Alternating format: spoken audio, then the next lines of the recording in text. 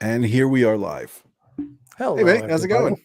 Oh, going about as well as can be expected for someone with acute bronchitis. How's it going with you? It's going not too bad. Actually, just to give everyone a bit of a lowdown, we've been having trouble scheduling our times, and this is going to be a bit more of a low key show. We aren't abandoning true crime, so we're going to have some conversations this week about what's been in the news.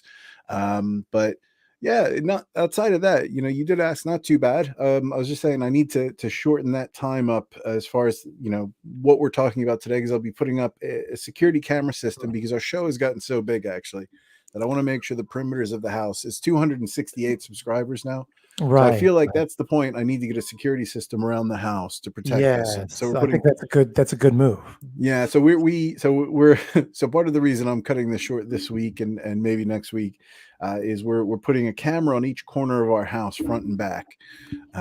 Which so apologies in advance for limiting my Well, time for this well, this now exercise. I wanted to talk to you about this security camera thing. I Mm. need to know, why do you feel that's necessary? Why do I feel it's necessary to put cameras on the house? Yes. So just in case anybody does shit, we can see what's happening. We can look what's going on outside without opening the door.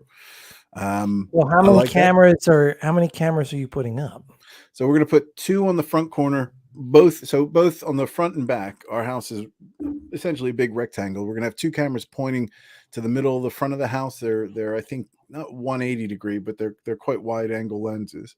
So we'll cover a wide field of view on the front and same on the back. So we're Do running you it have in any cause to think that anything is actually happening? right now. Yeah. No.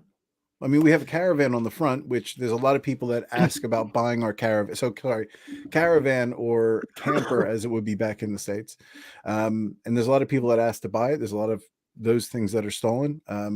We have our cars on the front of the drive. We've had milk stolen. Our milkman comes and delivers milk. We've had milk stolen, which is, quite an You expensive have crime. milk delivered? We have milk delivered. Yeah. Wow, it's like 1950 over It there. is. It's a bit. Yeah, there's a milkman. Milkman may not But be appropriate. let me just say, like, if you got the video of the milk thief, the milk bandit, if you will, what would you do with it? Like, are the bobbies going to come and, like, investigate milk theft? I don't think I so. I think you're straw manning my camera system here, if I'm being honest. So the Hmm. we did actually we had a Ring camera system, and I'm not endorsing Ring, but with the Ring camera system, Not we unless they were want to write us a check. that would be amazing. I love Yeah. Ring. But if we were if so we have where I live, the town I live in, it's got this awesome Facebook group, and the thing I love about it is whenever somebody like gets cut off, they like there's like 10,000, no, maybe 6,000 people in this Facebook group, and everybody in my town knows about it here in England. And whenever somebody gets cut off, they like, oh, to the person in the blue car, thanks for cutting me off. I hope you are happy with yourself. Or you get, if anybody's been robbed or attacked or mugged, somebody puts it on this Facebook group, which actually is a lot of value in that. And when we saw somebody stealing the milk, I put the picture of them, of the person who was stealing the milk because the camera went off. And I said, Right. hey, no worries. If you need us to order another bottle of milk for you, we're happy to do so. And that's what I did with that camera. I didn't call the police, but I Right. did want to let them know that there was a good chance. I'd say 50-50 chance they would have seen this, because everybody in this area has this. Mhm. So I wanted to let them know we'd buy the milk if they were that desperate for stealing our milk. Okay. Well, I mean, that's fair. I mean, I guess Why here's would the you thing. Like, not want to have, so if somebody steals shit from you, why would you not, like, is your view that the camera system on the front of the house is going to do nothing but say, yep, that's the person that stole shit from us? well, I mean, yes, I do think that, but really more to the point. I mean, that's not. I mean, it's not because it's not a nice idea to catch somebody or whatever. Hmm. I just am more. I find it interesting how, what's the word I'm looking for? Security conscious people are, or something like that. Hmm. Um, I look at. Let me give you an example out here, near where I live, and it's your hometown. Hmm. They recently built. Now, admittedly, it's in Warwick, which is the town across from. Hmm. I Instead of believe you'll find that's called Warwick. Warwick over there in England. Okay. That's what it's called. We're 20 minutes from Warwick. Oh well, here it's Warwick, Yes.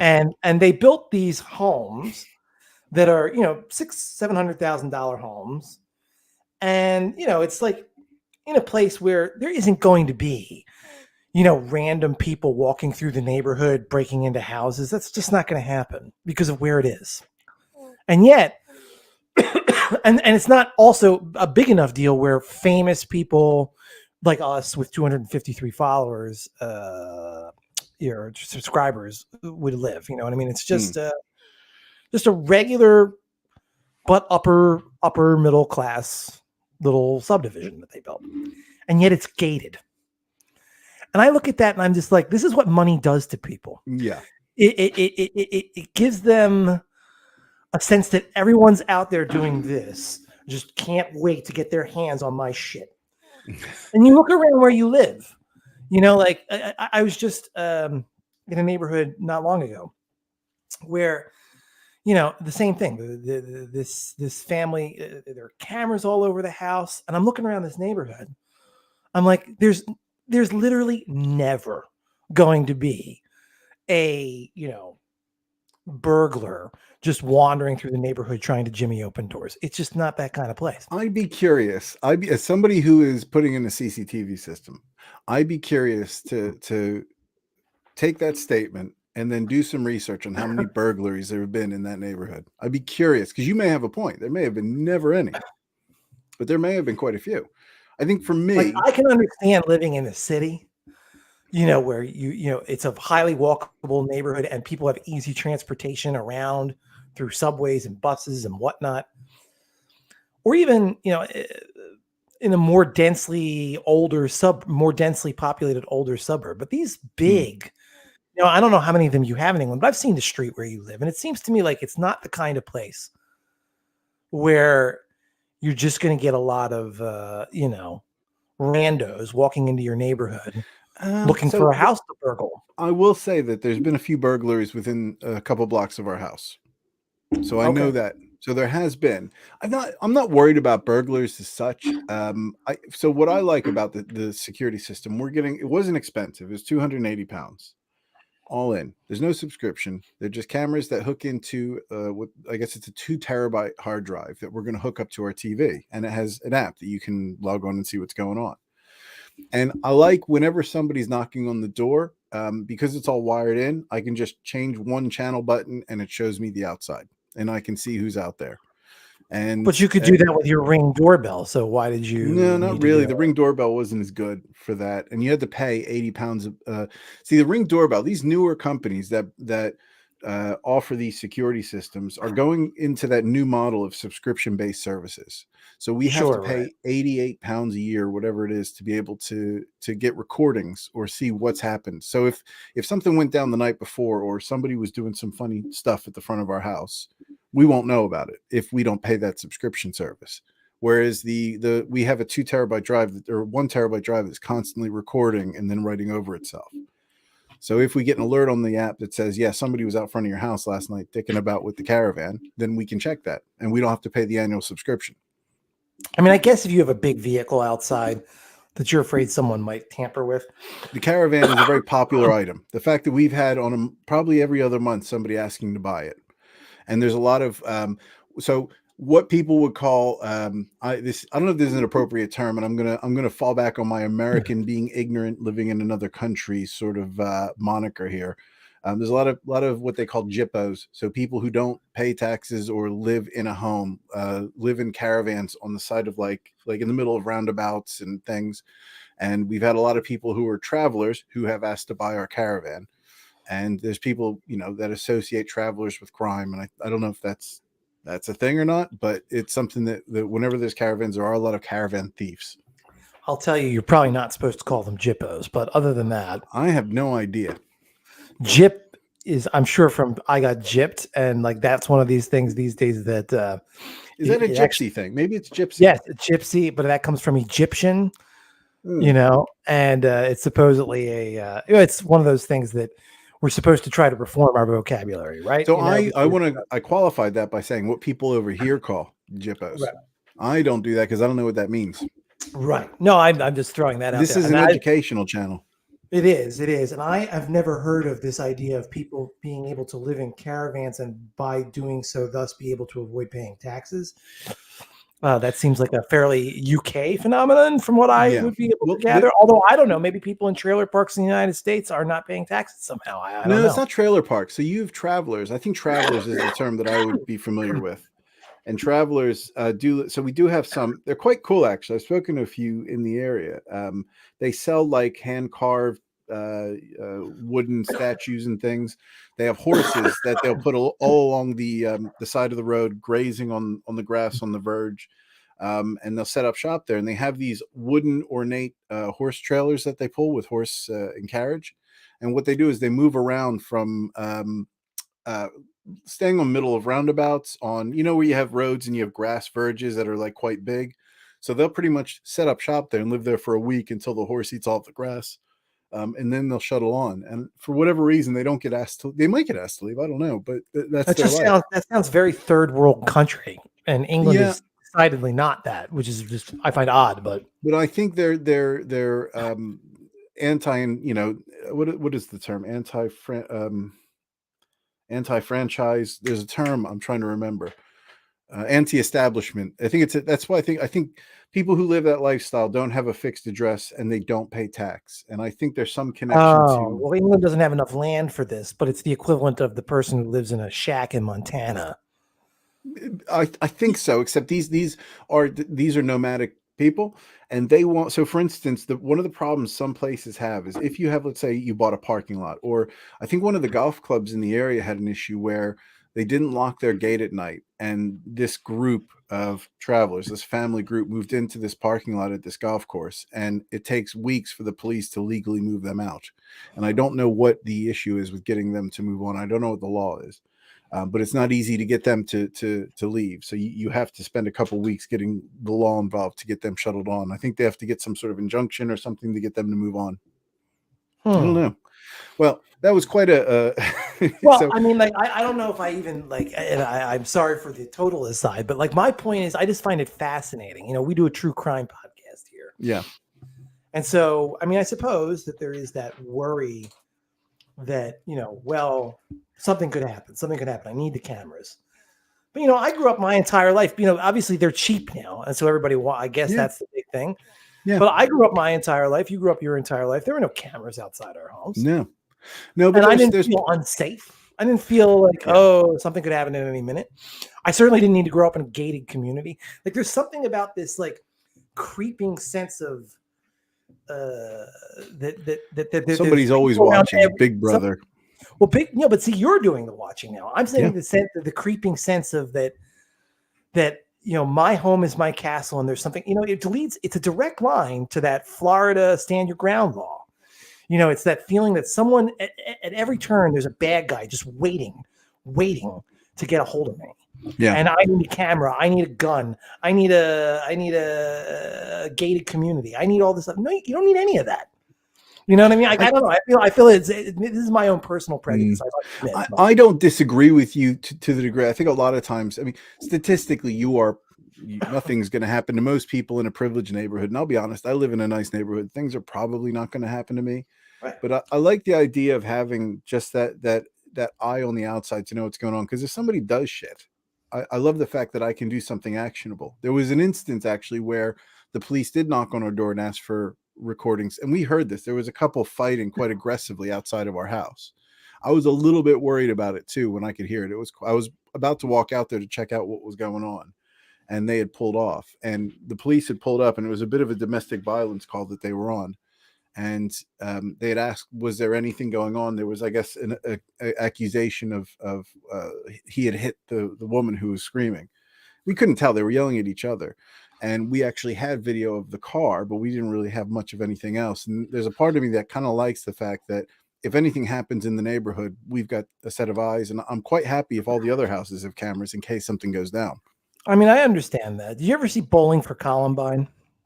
Yeah, a bit mixed on that one. I really liked the thesis. I mean, the movie has its flaws, but I liked the thesis of that film, which was basically that, well, why is America so gun happy? And it's not because just the sheer number of guns, because after all, Canada has just as many guns as the United States does. Yeah, But I think their gun Israel homicides, may be up there too. right? But the gun homicides in Canada and in Israel are way lower. And his thesis became that there is like a cycle of paranoia that Americans are being constantly pumped with the fear of the other, the outsider, that someone is there, like lurking, waiting to strike, to compromise your safety, to do something. And I just do. I mean, I see it. It's like an increased paranoia, and to me, these types of things, money is isolating, right? I mean, wealthy people, they want to have, like, super wealthy people, they want to have mansions on hills away from everybody, but they also are, there's a way in which it isolates them from other human beings, and it drives a lot of, I think, the current suspicion in politics among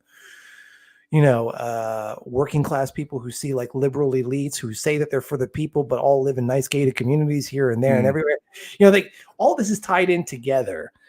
And I guess I just find that to me, there's something in this driving that everybody's got to have a camera on everything. Everybody's got to have, this stuff. It didn't need to be this way for years and years and years. And why does it need to be this way now?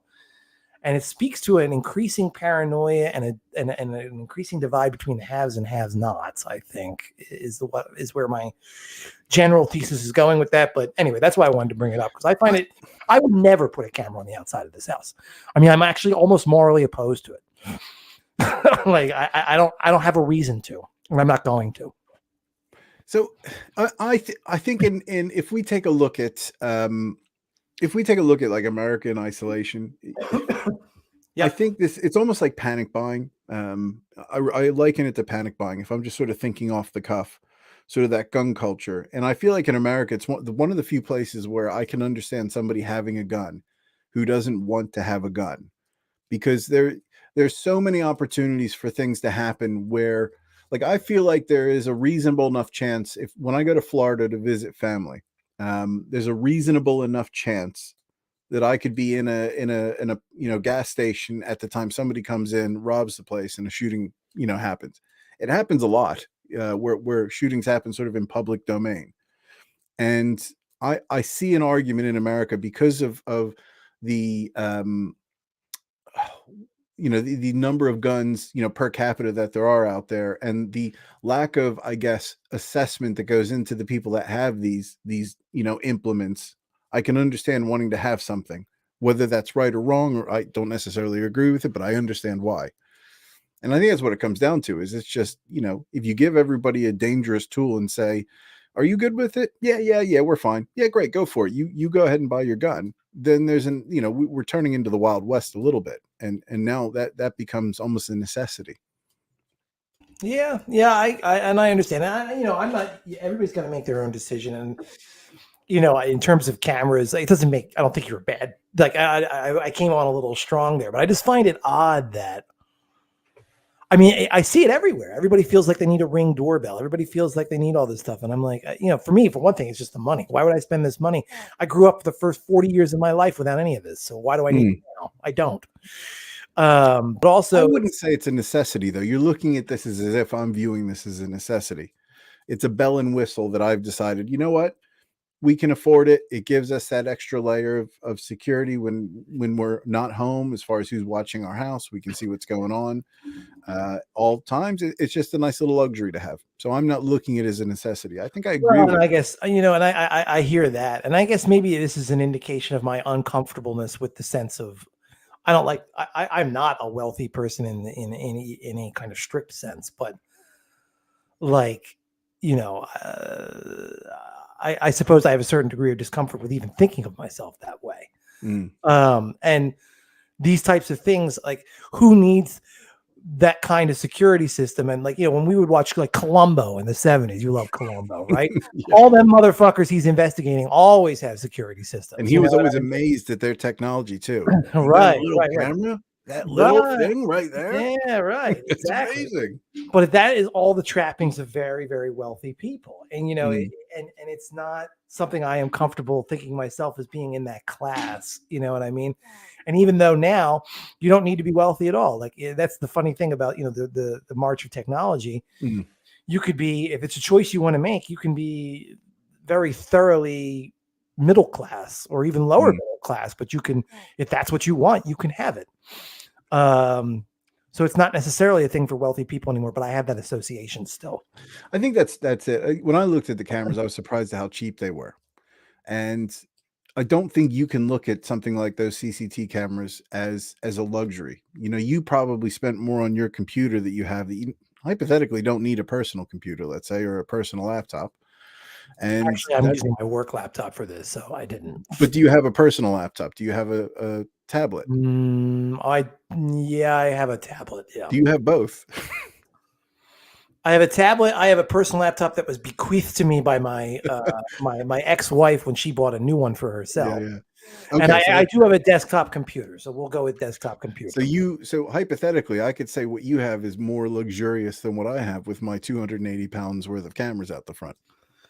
I suppose you're right. It is a new day and age now, and I think technology is cheaper. I think people have more access to things like cameras. It is. I know what you mean, though. I think from my perspective, there's companies out there now like Ring and Nest who are making these things accessible to the common person. And I don't necessarily think crime is getting less ubiquitous as well. I think if anything, statistically, you're probably more at risk of being robbed now than you were 20 years ago. But I could be wrong. I'm making that up if I'm honest. Yeah, I don't know. And to me, it just speaks more towards, and maybe I think I am a trusting person in general. I mean, I know I am. And so maybe I need to be a little less trusting, but it says something to me. Like, I've done a lot of door knocking for politics in my life. And for my job.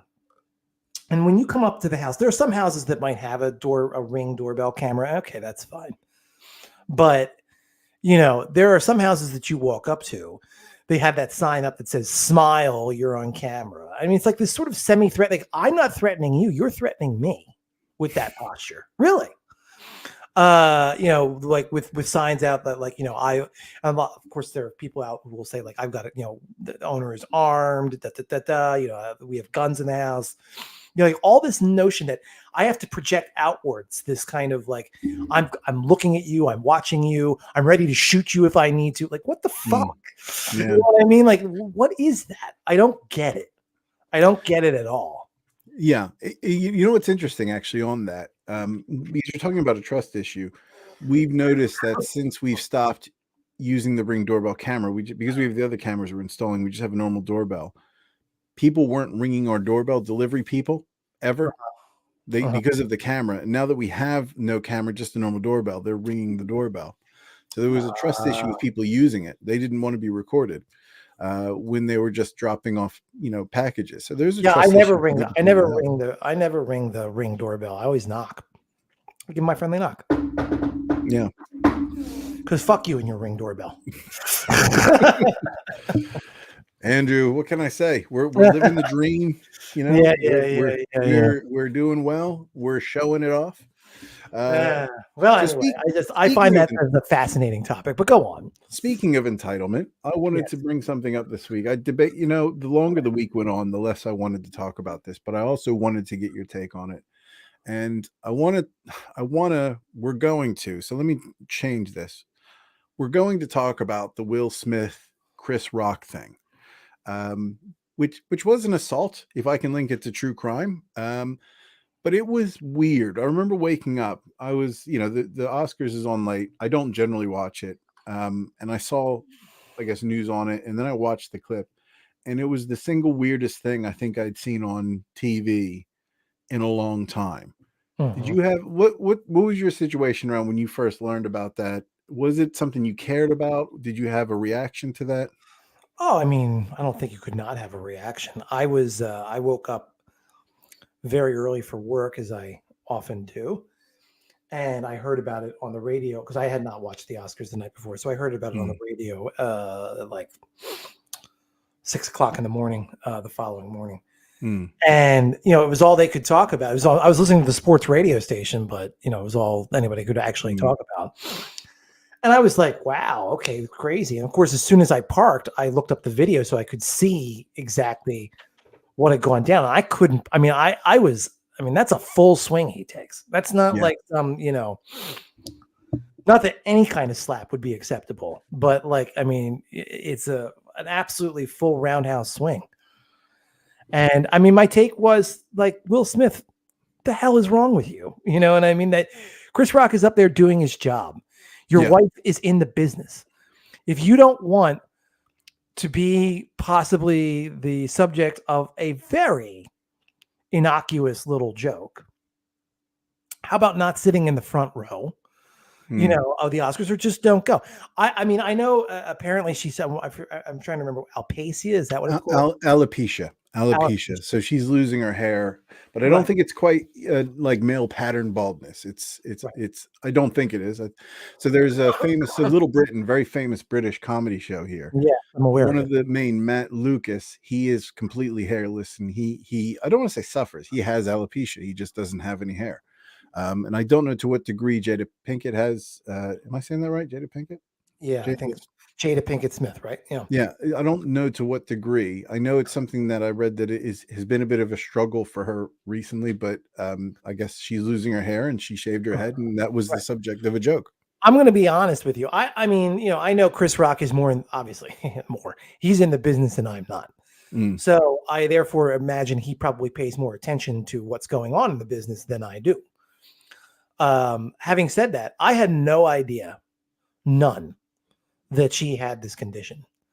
And when I saw her, even when I looked up the video, because I don't think they talked about that on the radio at first. mm. When I looked at the video, okay, she's got her head shape. I mean, like to me, it looked like maybe just a fashion choice, like. She's pretty smoking with a bald head. If I'm No, I mean, honest. she looked very beautiful. I mean, there Yeah, was nothing, and then there are many, many women who do that. You know what I yeah. mean? Like it becomes part of a look, and I had no idea. And so I'm wondering, did Chris Rock have any idea? You know what I mean? I That was a understand thought I had.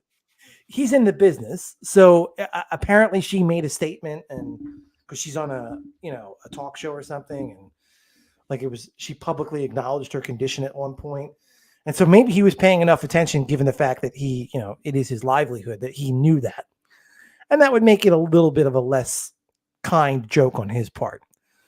However, it's still not like he didn't call her ugly or anything. He just like referred to it, and said, looking forward to the G.I. Jane too. She was looking good. And by the way, who was the star of G.I. Jane? Demi Moore, who, at the time was like one of the most beautiful people on the planet. I mean, the comparison is, Shall we watch the clip, Yeah, by the way, just so we can refer to what I think now is the entertainment Oscars equivalent of the Zapruder film. Oh, Of the slap. yeah. There's a point. Every time I see it, I think about that scene from the film JFK, and I was trying to figure out if this was fake or not initially. Oh yeah, me too. Because there is people. Oh, go ahead. There was people looking at his face, and they were saying that he leaned in, he was slapped, and his head turned away. And I kept thinking of that scene in JFK. His head moves down, and then away. I forget that exact scene, and I keep thinking that. All right, let's watch this thing, and then we'll, because there's a few things I wanted to comment on that bothered me about it, and maybe it's not necessarily the same thing. Of course, it bothers me for the same reasons everybody else does, but there's some overtones there that bother me just in general. So I'll play this now. You know who's got the hardest Nope, it's not. Where's the volume? Why don't we have volume? tonight? Hold on. Do you hear it? Yeah, I hear it. Oh, balls. Hold on one second. That's on me. Oh, come on, dude. Bear with technical issues. I will hum a little da da da da da da da da da da da da. Should I write up a real quick sign here? All right. No, we're there. There, I'm just going to write up my you can stop sign. Now I've got no audio. Oh, balls. Really? Seriously? Yeah, really. Yeah, like seriously. Da da da da da da da. Da, da, da, da, da, da, da. You're not getting any audio. Let me re-add. I had made a banner for that I like for a long time ago for the other show that I was doing. Oh, it's not here. No, it's not there. It's not there. All right, so hold on. I'm going to re-add this scene again. Hmm. I'm going to probably have to I edit mean, if that. we don't get this to work, everybody's seen it by now. So, There's a few things I wanted to comment on. well, We're going to edit it anyway because I'll probably want to get rid of some of the terminology that may or may not be insensitive that I inadvertently known, so that when I do, I wouldn't. I don't think it's like. Listen, I don't think it's that big of a deal. I was just Just pointing kidding. out that. So here we are. Here we are. Tell me if you can hear this. You know who's got the hardest job tonight? Javier Bardem and his wife are both nominated. Now, if she loses, he can't win. That's an innocuous joke. Yeah. He is praying that Will Smith wins. Like, please, Lord. Jada, I love you. G.I. Jane. So he Can't laughs wait at to this. see it. All right? Right. He's laughing. He's Now laughing. there's her Yeah, reaction. Yeah. That was a nice one. One thing I noticed when he walks I'm out back, here. he's smiling. Uh-oh, Richard. See, now he does lean in. That's Yeah. the one thing that I Look at thought. him. Will Smith is smiling right now. He's trying to hold a smile Will back. Smith just smacked the shit out of me. And this looks fake right now. It's not, I don't think. Wow. No, that doesn't look fake at all. Right there. G.I. Jane joke. Keep my wife's name out your fucking mouth. I'm going to, okay? Okay. Yeah. If it hadn't been for the reaction afterwards, with the "keep my wife's name out your bleeping mouth" twice, and then Chris Rock obviously uncomfortable here. Yeah. I think people would have had maybe more of a case to be made for the idea that it was staged or whatever. But no, I mean none of that's fake. Of course, you now know that Oscars will be looking to try to have this kind of drama every year because they as people point out, nobody watched the bloody thing live. I mean, some people did, but it's the number of views this thing has gotten after the fact. It was massive. It's Donald Trump, like you do something like people are willing to sink to whatever lowest common denominator. Anyway, yeah. What I when I was preparing for this and I was like, okay, I'm going to begrudgingly watch that again. If I forget about like some of my views on Will Smith's behavior and why he felt the need to do that, the fact I think watching that again, watching him smile as he's walking back, and the fact that he was laughing about the joke when it happened, he then saw his wife was not happy about it. Let me see if we can find that clip. Yeah, she clearly is finding it distasteful. Not happy about the joke. So he's laughing. He walks up, and I kind of feel like as he's walking up, I'm going to mute this. It is a bit of like he doesn't slap him so hard. Like he slaps him hard. And I think he's a bit conflicted here. This is kind of a gag to him. He's being funny, and as he's walking back, he's sort of smiling, and I'm wondering if he's looking at Jada. Wait. It's a kind of a gag to whom? To Will. Like he's just being funny. He thinks he's being funny, slapping, yes. going walking up. Really? Yeah. So I think he's going up there thinking, okay, I'm gonna like make a thing of this, but it's gonna be kind of half-assed. I'm gonna kind of half slap him and you were joking about my wife. I'm gonna, make a thing of this, and then I'll walk back because he's kind of cracking a smile on the way back. Well, I have to admit that's a possibility I had not considered. But then, no, I only thought about this recently because, like, look at him. He's like trying to hold a smile in, like he's proud of himself. Look how proud he is of himself. No, he is proud of himself. I grant your point there. But I wonder if he then sees at this point Jada, and Jada is looking like, because at this point, one of my problems with this is one of the most sort of sexist displays, and part of having the wife that I have is she points these things out regularly, and it causes me to question everything that I've known. And from his perspective, why is he the arbiter or the protector of her? Like, it's not as if like somebody who's physically more overwhelming than her is attacking her physically. She's capable of defending herself. He's not her keeper. He's not her, women aren't property to defend. And he's walking back after defending her honor like it's 1950. She probably is mortified. And now he's looking at her going, oh shit, this is not the funny joke that I thought. Chris Rock is continuing on, and now he feels like he has to save face with his wife. And now it's like a different story. Now he starts to speak, and there's a bit of an emotive thing. Now he's sort of stuck in this area where it's no longer a joke, and I Well, think I it just mean, turns south. the missing video in this version of the Zapruder film, in that what's it called, the babushka woman or something like that, in the Kennedy assassination. And you look at the Zapruder film, there's a woman on the opposite side also documenting with a camera. They've never identified who that woman is, and so that video they've never been able to find that video. I remember that. Yeah. But here, the missing thing is, go back for a second to where he's laughing at the joke and she's not happy. Let me go here. So he's laughing, and this is her reaction next. Right there. Right there. He's laughing. She's not happy. Then we cut back to Chris Rock. Whatever happened in the next 10 seconds. Yeah. Because he's laughing and he thinks it's funny. And he must take a look over at her, and she must give him the evil eye. Yeah. And say, like, what are you laughing about? You know what I mean? Like, and so now his entire demeanor changes, right? I mean, I think that's what this is about. Like, he does not want to have to deal with the consequences of his having laughed at that joke and whatever. So he feels like, I mean, basically what I'm saying is that Jada Pinkett Smith has a lot of control over hubby here. Yeah. Now, he probably overdoes it and probably does something she didn't want him to do, but he doesn't want to be in trouble with her.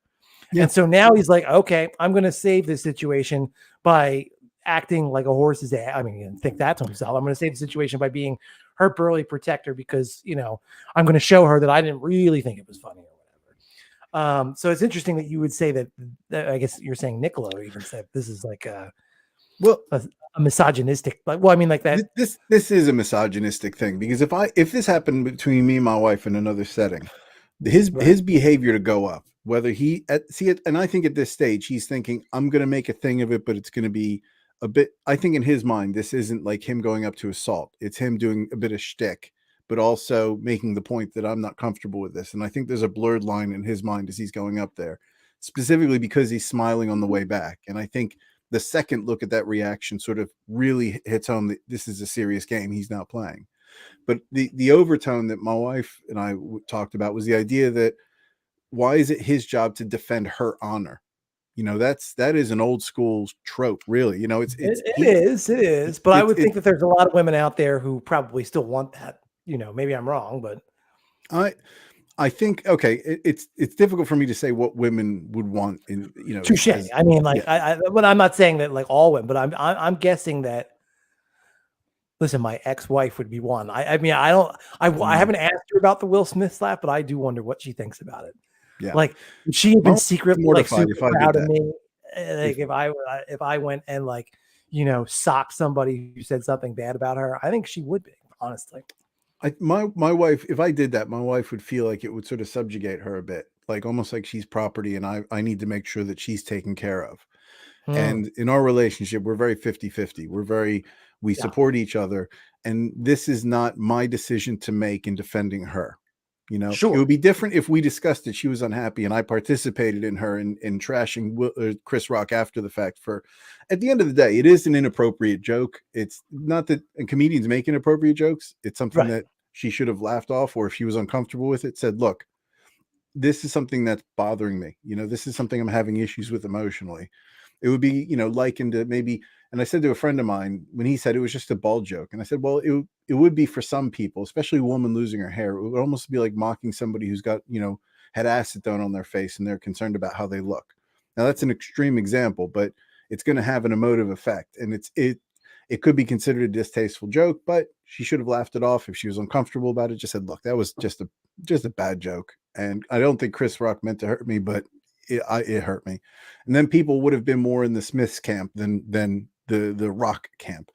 But at the end of the day, you can't, like, it's an assault on comedy, really. At the end of the day, a stand-up comedian is up there to push the edge and say things that we wouldn't say, and they shouldn't be physically assaulted. And that goes on to the next piece, that nothing happened. He assaulted somebody. Nothing happened. No, I was And going to say we're still a true crime podcast here because that we yeah, just witnessed a criminal act. He's not allowed to do that. this right here, this is assault. This is and a slap is an interesting thing. It's not a punch. A slap is a power play. You know, Oh yeah, I agree. I want to you are my bitch. You know, I'm going to show you that you are subservient to me. I'm going to make you look like a child. And I'm going to slap you and I'm going to go back and sit down. Yep.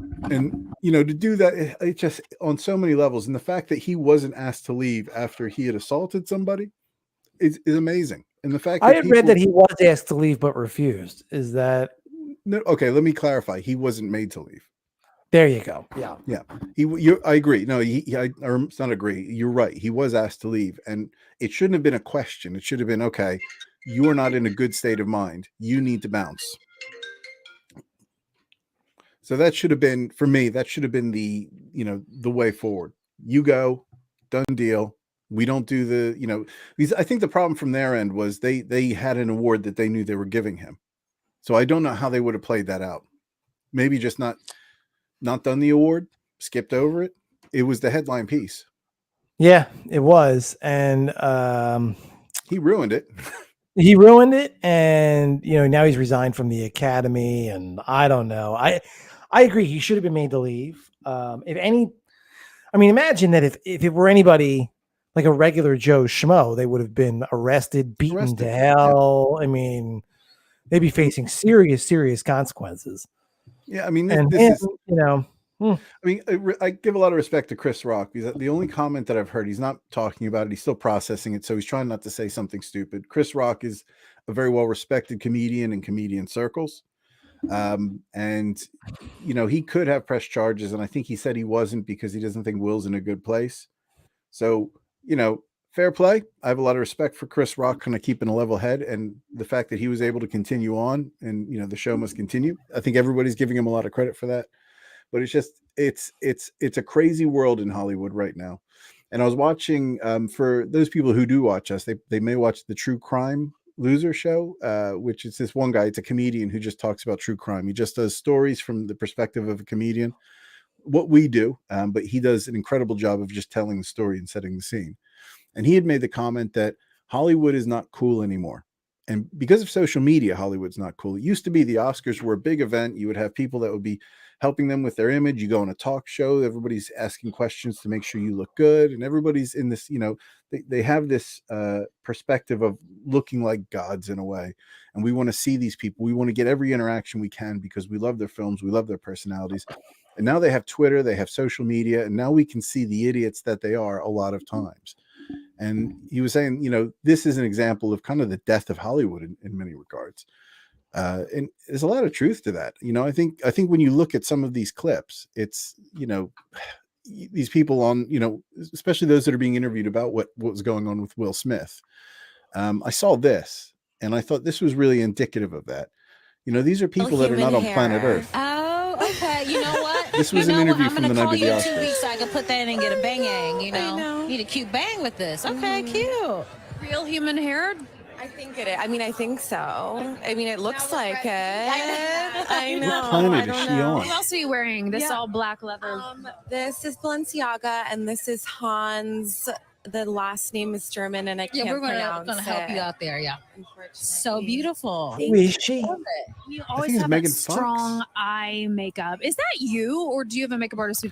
Like it's just this world is so bullshit and so fake and so just it's cringe that people are getting pushed away by this Oscars and Hollywood reality. Now, at one time it was incredible, but you have so much access to people, sort of that luster is worn off.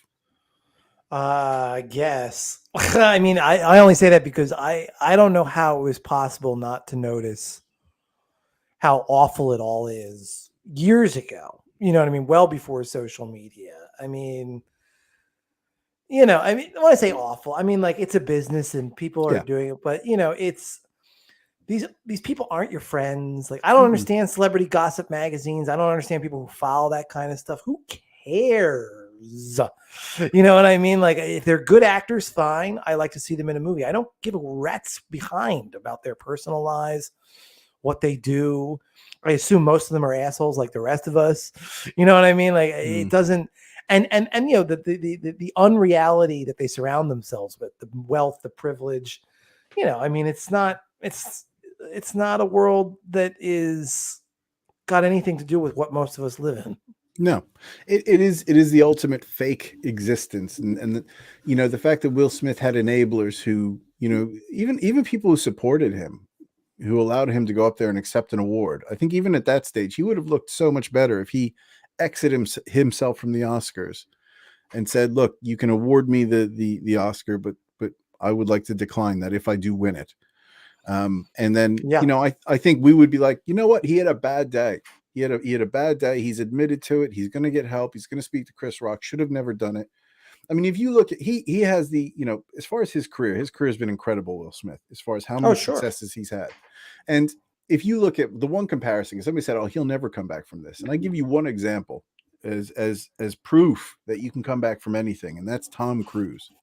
Tom Cruise, you know, was considered batshit crazy, and at one point with his Scientology rants, I think it was that interview with Matt Lauer. I thought this guy's off the deep end, and that's it. He's back. He's fine. He's still got a career. He's still got a very good career. And I would say that Will Smith's behavior is more recoverable than that of what Tom Cruise's situation was. I don't know. Tom Cruise, you know, he was maybe crazy, but you kind of assume that they're all a little crazy and didn't hurt anybody. I mean, if he wants to be a Scientologist or Zoroastrian or whatever obscure religion, it's not hurting anyone. No, You know, but that's if you, what I can take, let's say Will Smith had, you know, said, "Look, I'm not going to accept the Oscar. I'm going to exit tonight. I don't want to ruin the night for anybody else. I got, you know, this is a serious thing that's going on in our house, and I shouldn't have let that happen. You know, I'm on my way out. I'm going to get help." I think right away Will Smith wouldn't have had much in the way of detractors outside of, "Yeah, that was really stupid. He should have never done that." But he would have recovered. Whereas I think Tom Cruise in that situation, when he had that Matt Lauer interview years ago, there's buy-in questions. You know, it's, you know, you could say Will Smith is sane and made a very dumb mistake and got emotional. Whereas Tom Cruise, you know, I had trouble watching his films for a while, and I was a fan of a lot of the work that he's done. I still am. And why did you have trouble watching his films? For the same reason that when, let's say, any celebrity, let's say you find out they're a complete asshat, somebody that you've always really liked, you have trouble supporting them. And, you know, it's, I think it's a common thing. Maybe not for you, but for me. Well, no. I mean, like, so I'm a big fan of the work of Woody Allen, but that's difficult because Woody Allen, you know what I mean? Like, and that's really a good example. That's a very good example. But there's a big difference between what Woody Allen was accused of and Tom Cruise. I mean, again, Tom Cruise, I mean, like, so he has wackadoodle beliefs. You know, like if you start asking people about their beliefs, you're going to find many, many people who believe all kinds of zany things, but they're still, you know, as long as it's not interfering with their ability to run their lives, be nice people, do their, you know, be responsible at their job, be good parents, all that kind of stuff. You know, but do you what do I care? that, what do I care if Tom Cruise is a Scientologist? But do you not find though that you like a film more when you like the actor? You think they're, you know, like I don't think about them at all. I mean, you know, like, I don't know anything about Will Ferrell. Maybe he's a nice guy, maybe he's not. But it doesn't impact you. Like if you, for you, it wouldn't have any impact to you if you, because clearly it impacted, you know, Woody Allen gives you some pause. Oh yeah, for sure. So do you have any issues with raving about Woody Allen and his artistic abilities and how good a filmmaker he is and how funny he is? Or do you have to give a bit of pause or a little bit of thought into the language you're using when you're referencing him? And does it impact I'm almost embarrassed to bring him up anymore? You know what I mean? He's just. But does it impact your enjoyment of the films at all? It does. But that's what I'm talking about. So if Ryan, but again, Reynolds, like Woody Allen was accused of like the holiest of holies, right? I mean, he's a child molester. Yeah. That's not being a Scientologist. No, it's not. No, it's not. It's kind of funny that that's being compared. But I think for me, it is. I'm going down the straw man route now myself. But when I look at an actor or an actress and I really like them personally, they come across really well. It impacts it helps me to even like that franchise more.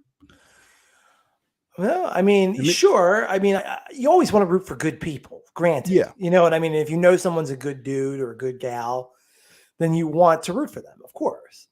And if you know them to be like, I certainly, the Eagles were recently mentioned around Deshaun Watson, right? yeah, I'm an Eagles fan, and Deshaun, I didn't want any part of it. I didn't stop watching the Eagles when they got Michael Vick, and some people did because of what he did with dogs. yeah. And I felt in his case, he had been arrested, had spent time in jail, had basically served his time. I mean, and if you believe in jail and the concept of jail, then you also have to believe in the idea that when someone served their time and they're back out in the community, that they should be allowed to live their life. Because if they're not allowed to live their life, then what are you doing? Right. So I was okay with Michael Vick, but with like Deshaun Watson, I mean, the dude, and again, there's a big difference between dogs and people. And I love dogs, but it's Deshaun Watson. I would have had significant issues with that. So, I'm glad it and didn't come to pass. I agree with you on those points. I think there's a big difference though between Michael Vick and Deshaun Watson in that Michael Vick as a dog lover as well. I have a dog. I've had 2 dogs in the last 10 years. Michael Vick did something that was gross to me. It was horrific. It was gross to me too. However, where he came from and what he understood, dog fighting was his thing. Yeah.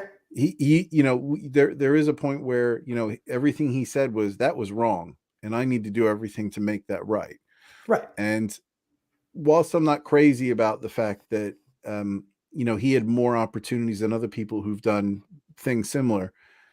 Again, what are you going to do? He like you said, if you don't believe in prison or rehabilitation, what's the point? You may as well just sort of lock every criminal away and say they're not worth anything.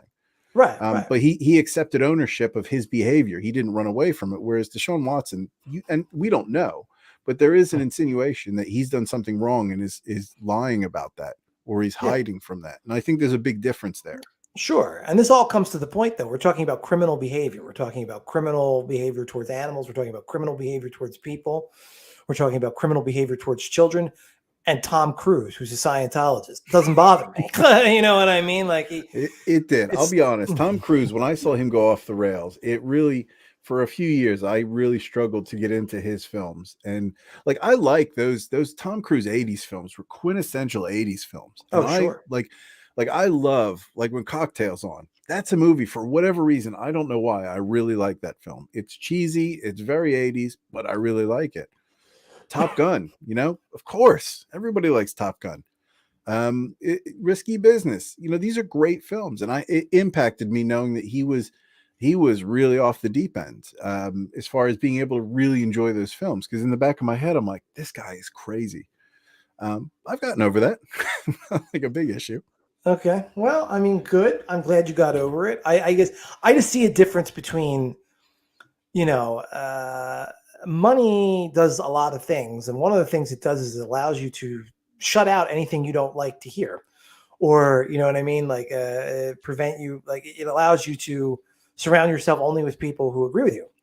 And so I think you'll find a lot of very wealthy people have a lot of very fixed beliefs that are, I think, problematic. But as long as it's just a belief system, just I mean, like, I'm going to judge them, especially as an actor. Like, do I like the movie or not? I don't have to have cocktails with Tom Cruise. I just have to watch his movie and decide whether I like it or not. Actually, Tom Cruise, I mean, he's good in some movies. He's never been a huge, he's not to me like someone I'm very emotional about. So maybe that's why, I think that's where I've gotten to with him, because it's the body of work that he's put together. Like the Mission Impossible films are interesting because they're an incredible example of Hollywood, like the quintessential Hollywood film that's very fake and very cheesy, but it's one of the few Hollywood film franchises that is still enjoyable, even though you know how ridiculous it is. And for me, it takes a lot of skill to be able to make a film that formulaic enjoyable, or that franchise enjoyable. And I think Tom Cruise has something to do with that. I think he's very good in those films. He's undeniably talented. I've never seen any of the Mission Impossible films, actually. They're very good. Now, I would take some time, and it would be a good. There's plenty of. Was there 5 of them now? 4 or 5? I don't I know. don't know. Anyway, I think we should move on to the next thing before we wrap up. All right. So I was I was reading some of the news, and I saw this thing about the "Don't Say Gay" bill, Oh yeah. and I thought, what is this thing? And I guess I'm curious to hear what your before I give my views, and I actually have the bill so we can read through it. What's your understanding? What are your thoughts on this? Well, I guess the idea of the bill is that you're not supposed to refer to the idea of homosexuality or transgender issues for children from kindergarten through 3rd grade in public Yeah. schools in Florida. I'm going to be honest. I have a hard time understanding why it would be necessary to get into that with kindergarten through 3rd graders in public school. You know what I mean? Like, Endemic problem, is it? well, I mean, I just look at it like, really, I'm of two minds. On the one hand, I get it from the perspective of people who are LGBTQTIA plus. Yeah. That, part of the problem with the society as it was up through, let's say, even the 80s, the dam started to break in the 90s, is that it wasn't just that,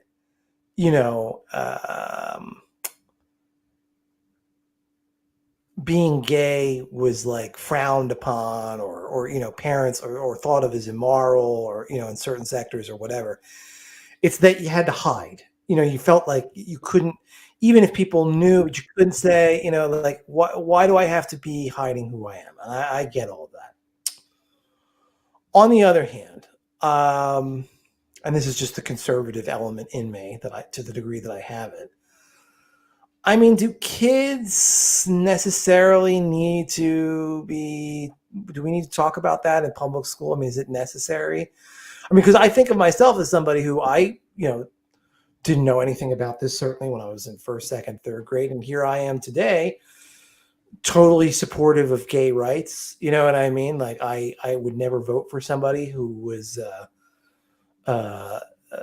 anti-gay marriage. I would be happily, in fact, the last time, well, I won't say the last time because I've been back a couple of times for different things, but I actually walked out of church right after the Oberfeld decision. It was in the middle of the homily, and the priest got up and started whining about the Oberfeld decision. Just FYI for audience, in case you don't know the name, is the one where the Supreme Court decided that gay marriage was, in fact, prohibitions against gay marriage was unconstitutional.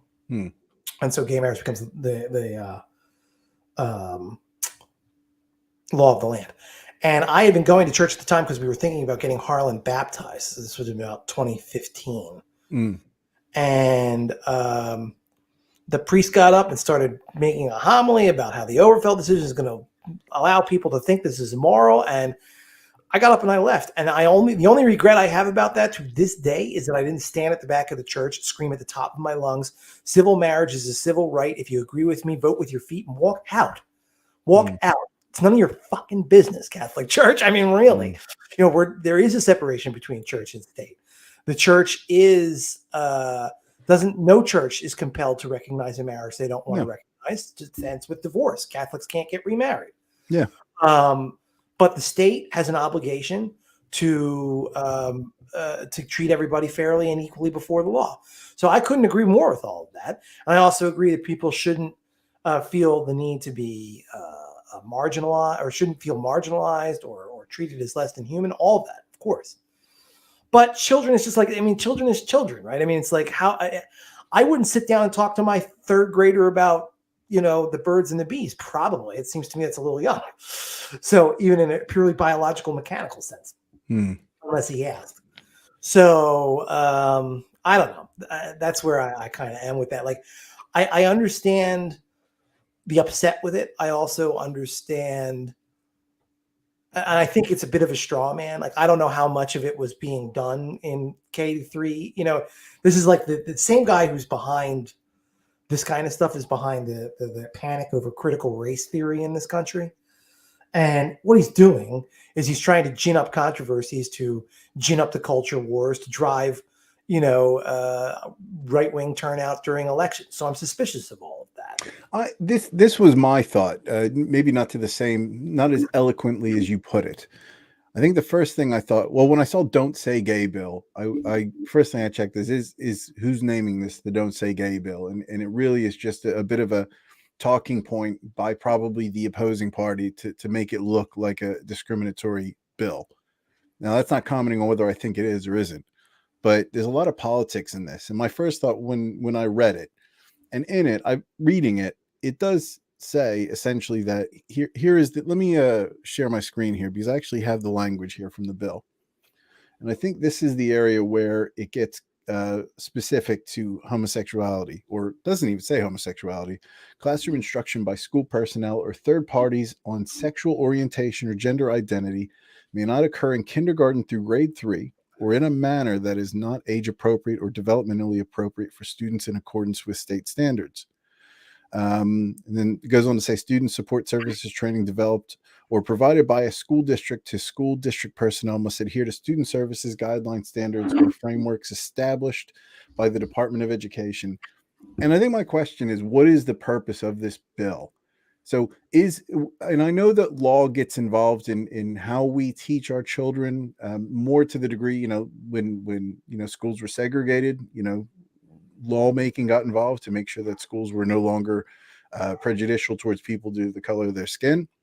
But this to me looks like a political ploy to garner interest in those sort of right-wing states, in the lead up to an election, because I don't know of any area where people there's an endemic problem with K-3 teaching about gender equality in a specific way. I don't understand where the issue would be. Is that something as a parent you're worried about your teachers in your school district teaching about sexuality in a way that's counterintuitive to your beliefs as a parent?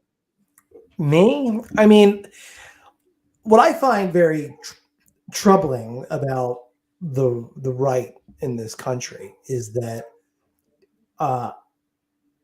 that they are so fragile when it comes to this kind of stuff. I mean, basically, yes, this is a bill where the notion of the bill is, in some senses, I'm the parent. I have a right to direct the moral and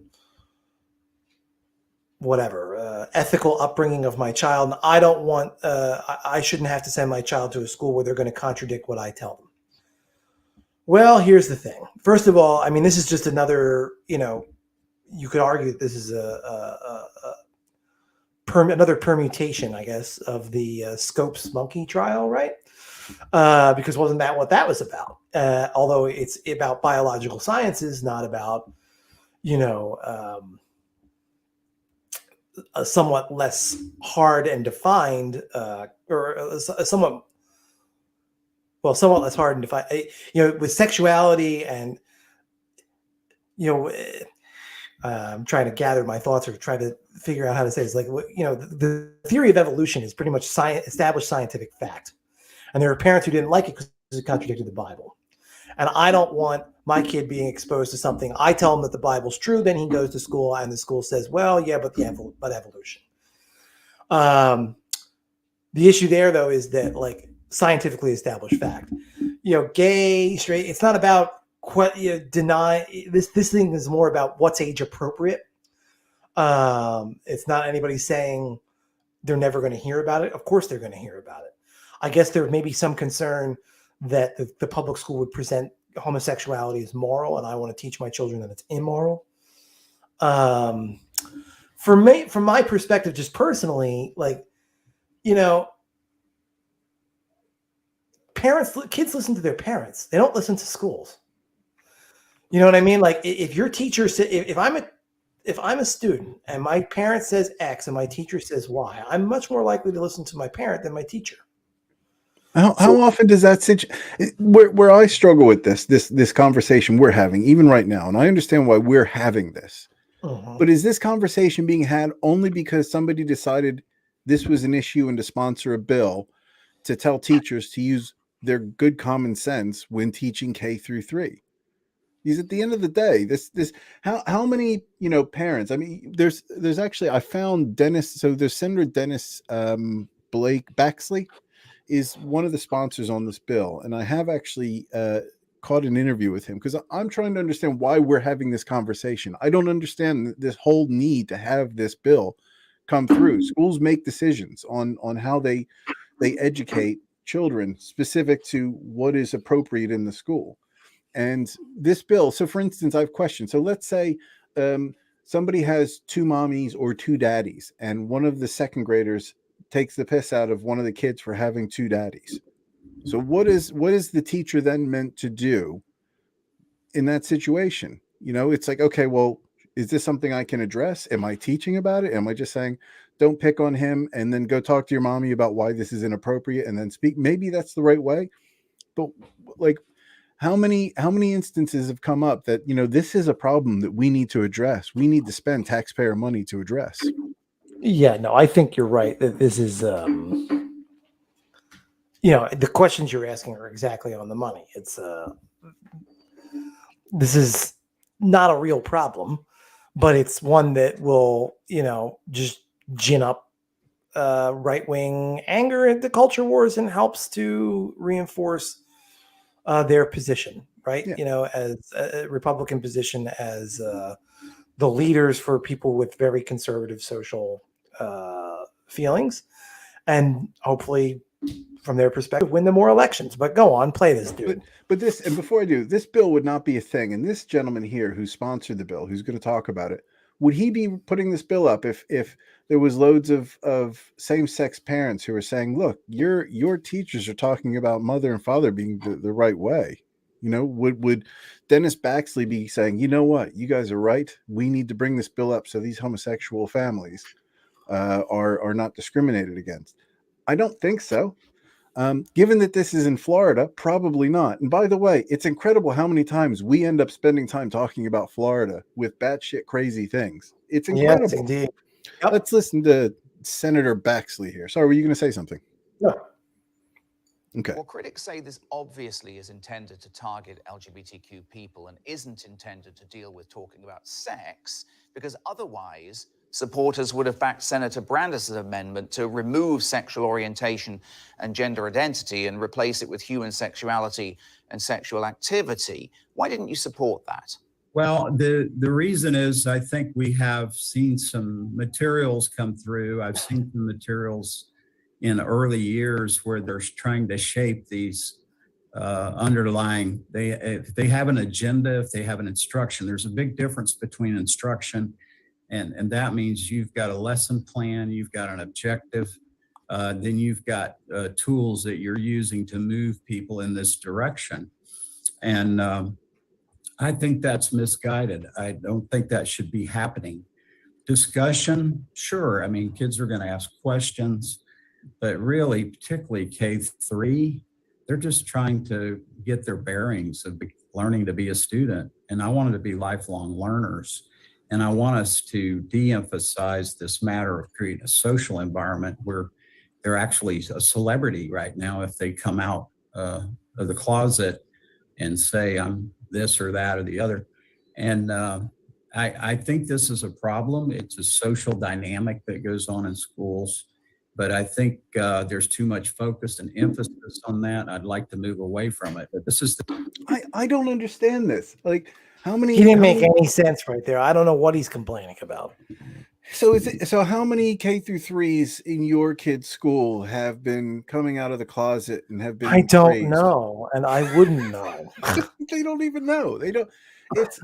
There may have very well, and whenever you refer to they, and this is what conspiracy theorists would say, like flat earthers or somebody who creationists.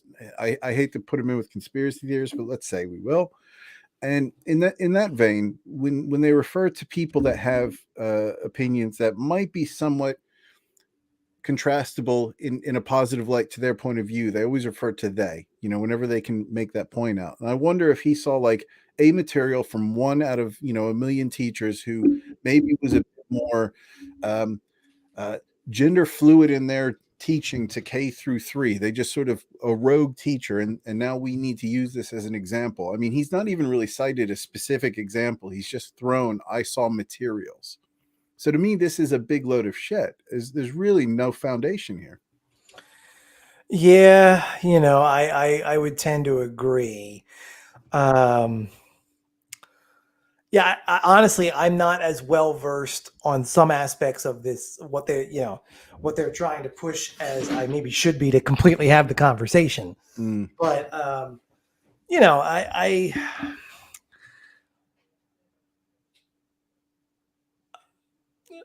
generally, it's. I mean, I'll tell you what, like my wife, ex-wife, and I have. We have that book that was written by Neil Patrick Harris, Neil Patrick Harris was involved, about these penguins at the zoo in New York City. Tango and some other penguin. They're gay penguins. They and it's a true story. These two penguins paired up and whatever. Emperor penguins mate for life. And these two penguins, they're gay. And, it's a way of like introducing kids to the idea that sometimes two boys can be together in the way that a boy and a girl could be together, or a girl, I guess two girls could be together. And, we've read that to them a number of times, and it's fine. You know what I mean? Like, I don't see the issue with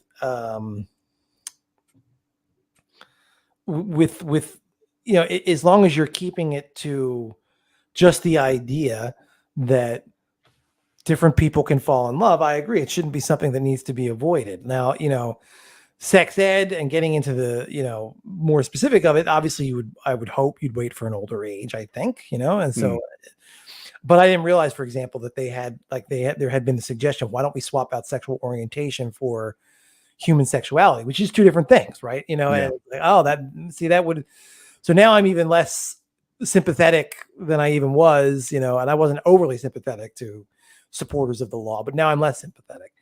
I will say, bottom line is, if these days you're allowed to homeschool, if you can afford it, you can send your kid to private school. If you don't if you want your kids to be raised with a very specific reality that is not the reality that the majority of people experience, then it's incumbent on you to educate them. You know what I mean? Like, what I mean by that is keep them away from everybody on the planet. Then you can pretty much control what they think. Well, right. I mean, that's what this is about. People wanting to control what their children think and believe and feel. And, as to an extent, does a parent have a right to, say, this is our family, this is the way we do things, I don't care what that other family does? Yes, I think we can all agree that there is a certain degree of right to that.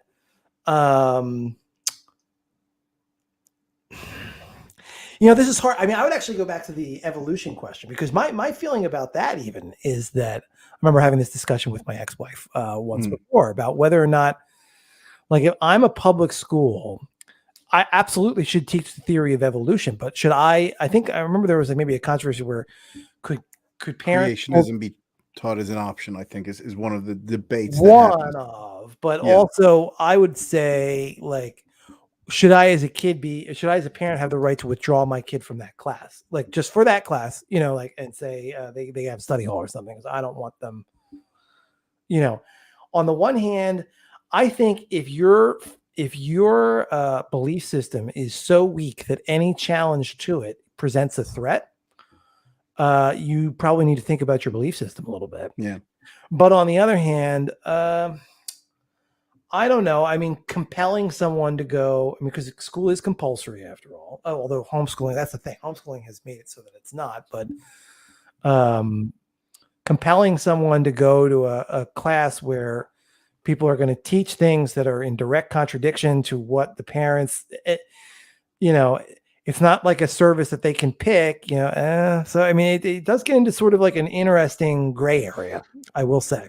And is there any other, so, and I think that's a good maybe metaphor for this instance, because creationism, there are quite a few people that believe the Bible is an scientifically accurate book that depicts how life started on this planet, or how this planet started. However many days it took God to build the earth and the moon and all that business. This to me, the timing of this is interesting, because sexual orientation now and its affiliation with alternative, what he would refer to as alternative options or alternative lifestyles, was never an issue for this person. Let's say 10 years ago, it was okay when we were teaching, mommy and daddy are, that's every child has a mother and father. That wasn't a problem, and now that is. And I don't think it's wrong to make the point that, look, we want to make sure parents are the ones that are teaching their kids values. I think that's sensible, and I think that's something the schools can handle. I don't know that legislation is doing more than making an issue something that can be a platform to run on for other people in political office. And it's interesting, because when I look at this, I compare it to the religion thing. It's interesting you mentioned the religion piece, because I started to think, okay, well, he doesn't want people's views on sexuality to influence a child. However, I wonder if this guy has put forward any bills about religion. And sure enough, he was sponsoring another bill. And that bill was wow. bill to aim to protect religious expression in schools. And it begs the question, why is it different and okay to, for a Christian teacher to lead prayer groups, or a coach to ask students to pray, but it's not okay for, let's say in school, for a teacher to say, yep, that child has two mommies and that child has two daddies? No, the answer is it's not okay. I mean, like, either the public school is an anodyne place of no expressed political or religious opinions, or it isn't. But you can't make it a place where we propagate what we want and not what everybody else wants. I mean, that's the whole kit and caboodle right there. You know what I mean? It's that these folks are happy with public schools pushing an agenda so long as it's their agenda. Yeah. You know what I mean? Like if there was schools that were teaching let's say you had a school that was founded by somebody who was Muslim. And in America, specifically in America, I think in some parts of the country, the word Muslim is indicative of terror, which is completely false. It is completely just a terrible point of view to have. But there's people that have that.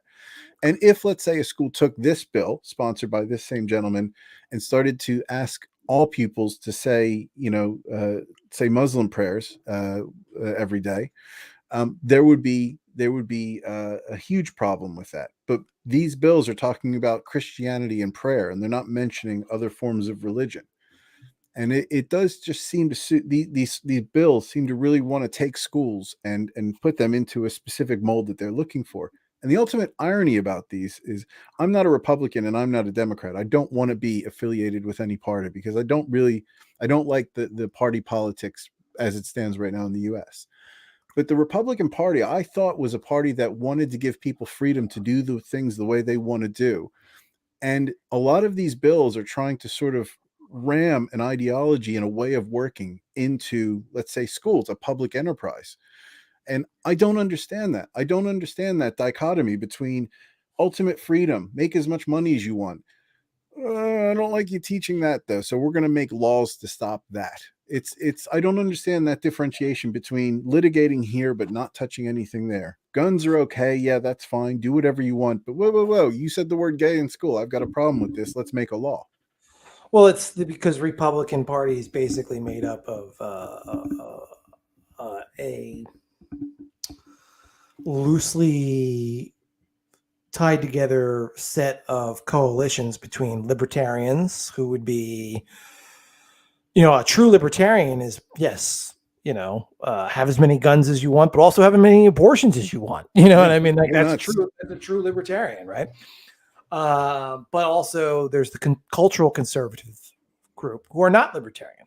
They do want, they say that they want smaller government. A lot of them will buy into that. They want the government out of your life because they want themselves in other people's lives. They want to be able to tell people what to think and what to do and what to keep out of the schools. Yeah.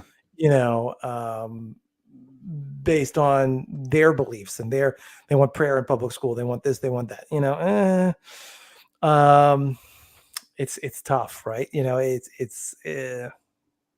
I'm not making a lot of sense. No. I know it's difficult to understand. And I struggle a bit when we talk about the Republican Party as just a general place of negativity, because there's going to be Republicans out there that are making sense. And I think whenever you refer to any Republican or Democratic Party sort of ethos, it's very difficult to really get a positive sense. I don't think necessarily, for me, I can't get on board and support everything that's going on with how the Democratic Party does their business. A lot of it. Listen, I'm a pretty vocal Democrat. I can't always either.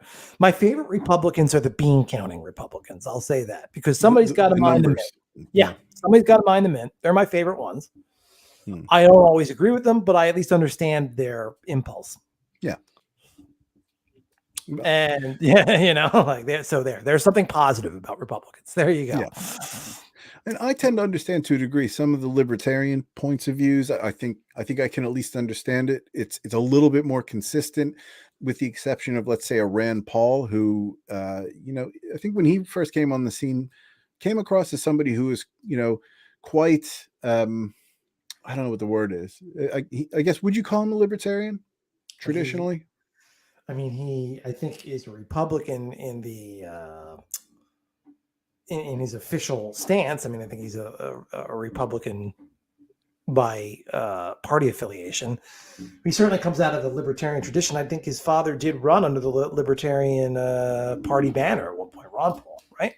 Yeah, but he does. And I think Rand Paul is informed by libertarian ideas, I would say. Yeah, although I think he suckles on the teat of the Republican Party a bit too much. He is somebody who is not adverse to pushing his values on the people that he wants to have, or who wants to have that freedom of belief. Right. And it's difficult for me to side. Rand Paul's not a good example of a libertarian that I would support, but I can understand libertarians. They're fairly, the ones that I've heard that make sense are the ones that are consistent. You should have all the guns you want. You should have all the land you want. You should be able to make all the money you want. Limited government. I understand that. I don't necessarily agree with everything, having lived in, Europe for the better part of 16 years and seen different things. But I really struggle with a lot of these types of bills that really are just there to pull the wool over the eyes of people who are so easy to be bought into these narratives. And that's what this is at the end of the day. It's a narrative that's tricking people into, and here's the example. The last thing I want to finish up with is I heard this from, that'd be great if the Eagles could get DK Metcalf. Joe Rogan, who is, I like Joe Rogan. Joe Rogan has opinions. He's not too aggressive, sort of one way or the other. He's happy to change if he learns something new. I'm okay with Joe Rogan, but I don't agree with him often. But this was him discussing this bill. And this to me is like the problem with a bill like this, because it's so easy to spin a narrative that makes it sound legit. And I'll play this. They're calling this a "Don't Say Gay" law in Florida with kids. Or they're pretending that they're what the hell? A law in Florida with kids. Or they're pretending that they're not. They're saying "Don't say gay." So everybody's saying "gay, gay, gay." I'm going to say "gay" because I support gay people and gay rights and gay this and gay that. But that's not what the law is. What the law it does say is that from first grade to third grade, you can't bring up gender transition, sexual orientation, whether people are gay or straight. They say don't teach that in class. That's it. That's the law, which seems reasonable. You don't want an unknown person who's a teacher, a stranger, talking to your child who's 6 about sexual transitioning and gender transitioning and sexual orientation and gay people. And see, this is my problem with these bills. I almost want to say in these instances, no fucking shit. and it's almost as if we were to make a law to say, you know what, this law here is to prevent people from pointing guns at other people's faces, because if you point a gun at someone's face, they're going to feel threatened. And I don't think it's appropriate that we should allow people to point guns at people's faces. So I'm going to put this bill across. All it says is anybody with a gun, please don't point a gun at somebody's face. It's law now. It's perfectly reasonable. I wouldn't want a gun pointed at my face. And that's kind of how I view this. You can spin this and make it sound reasonable. Yeah, I don't want kids, my kids, if I had kids, I wouldn't want my K-3 to be taught on morality by a teacher in K-3, but that just doesn't really happen. Schools are a little bit more nuanced in how they approach things, and kids don't just follow a specific pattern, as you well know. And to be able to say, well, this is a bill how we're going to empower teachers to work with children when sexuality comes up, and they just know, don't teach this, don't teach that. It's just so, I don't know, it doesn't really address any problem whatsoever. I'm ranting a bit, but I'm annoyed by the politics that's being played on an issue like this. Yeah, it's annoying. I mean, there's a reason to be annoyed because it is people playing politics. You're right. It's like a solution in search of a problem. Yeah. At the end of the day, who gives a fuck? Who cares? Well, and that's what I think at the end of the day, people are making an issue out of this. Who cares if boys like boys and girls like girls? For the love of Christ, that's what this comes down to. And the fact that this is still an issue and still things that people are talking about and worried about. And your point that people who are afraid of their beliefs are the ones who are afraid of these things. Obviously, if your values aren't strong, then you are going to be, scared of anything that's counter to what you believe. I mean, I think, amid certain Christian groups, there is a feeling that what's most important is that my children believe what I believe. And you know what? Your children aren't your property. No. And they're individual. You're trying to raise an independent individual human being. And independent individual human beings make up their own minds about things. And that to me is the problem as much as anything, is that there is this amongst certain flavors of religious thought leaders and just parents out there that I have to be able to control what my child thinks, that my child needs to think what. First of all, you're kidding yourself. You're never going to do it. Like maybe they'll grow up and agree with you, or maybe they won't, but it won't be, it'll be because they're adults who made up their own mind. It won't be because you force them to think that way. One.